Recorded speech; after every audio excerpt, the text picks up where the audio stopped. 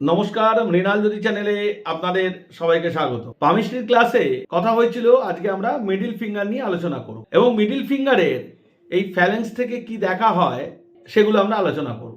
তো চলে আসি মিডিল ফিঙ্গারের এই যে প্রথম যে ফ্যালেন্স, আপার মোস্ট ফ্যালেন্স, এখান থেকে দেখা হয় উইজডম মানে জ্ঞান।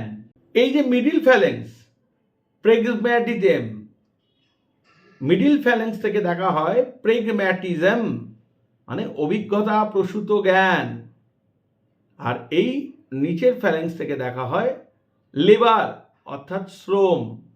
তাহলে আমরা যখনই কারোর হাত দেখব তাহলে এই তিনটে ফ্যালেন্স, তাদের উচ্চতা, তাদের রাউন্ডনেস, তাদের কালার এবং কোনো রকম বাজে সিম্বল, বিশেষ করে জাল বলুন, ক্রস বলুন, এই টাইপের সিম্বল আমরা লক্ষ্য করব। যেটা বেশি থাকবে, উইজডম যদি বেশি থাকে তাহলে তার অভিজ্ঞতা প্রসূত যে জ্ঞান যেগুলো আছে সেগুলো দেখবেন অনেকটাই বেশি, যে কোনো জায়গা থেকে সে মেমোরাইজ করতে পারে, অদ্ভুতভাবে সে দেখবেন ছোটোখাটো জিনিস থেকেও একটা অভিজ্ঞতা সঞ্চয় করলো। এই জায়গাটা থেকে যে লেবার আর শ্রম দেখা হয়, এর নিচের ফ্যালেন্সটাই হচ্ছে মাউন্ট অফ স্যাটার্ন। স্যাটার্নকে বলা হয় কর্মী। আমাদের কুষ্টিতে ন্যাচারাল জোডিয়াকের 10th হাউস যে কর্মস্থান, সেটাই হচ্ছে মকর, তার অধিপতিকে শনি। শনিকে সূর্যের পুত্র।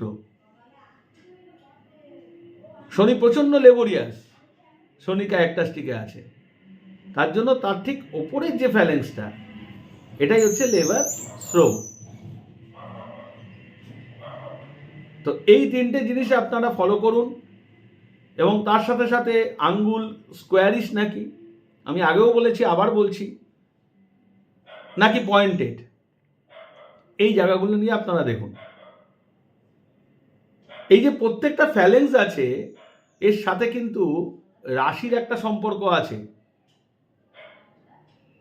হাত থেকেও কিন্তু আপনার কুষ্টি বার করা যায়, যদিও এই বিদ্যা বর্তমান দিনে মানে খুব কমে গেছে, মানে খুব মুষ্টিমেয় লোকের কাছে আছে।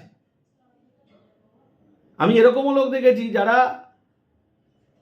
হাত দেখে কুষ্টি তৈরি করতে পারে, তারা যে কোনো অ্যাস্ট্রোলজিক্যাল ইনস্টিটিউট থেকে শিখেছে সেটা নয়, পারিবারিক হিসাবে শিখেছে, কিন্তু শেখার চেষ্টা করলে তারা শেখায়নি। ওই বিদ্যা হয়তো তাদের সাথেই চলে যাবে, কারণ জ্ঞান বিতরণ করলে জ্ঞানের গুরুত্ব বাড়ে। তার জন্য এই তিনটে ফ্যালেন্সের জায়গাটাকে আপনারা অবশ্যই খেয়াল করবেন।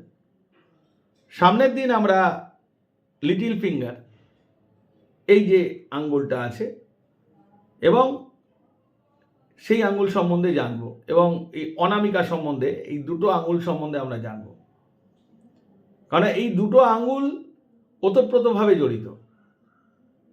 আমাদের হাতের সবচেয়ে বড় আঙ্গুল যদি আপনি দেখেন, সে হচ্ছে মিডিল ফিঙ্গার। তার জন্যই এখানে রাখা হয়েছে জ্ঞান। আমরা সবসময় মনে করি যে আমার সন্তান যাতে জ্ঞানী বেশি হয়,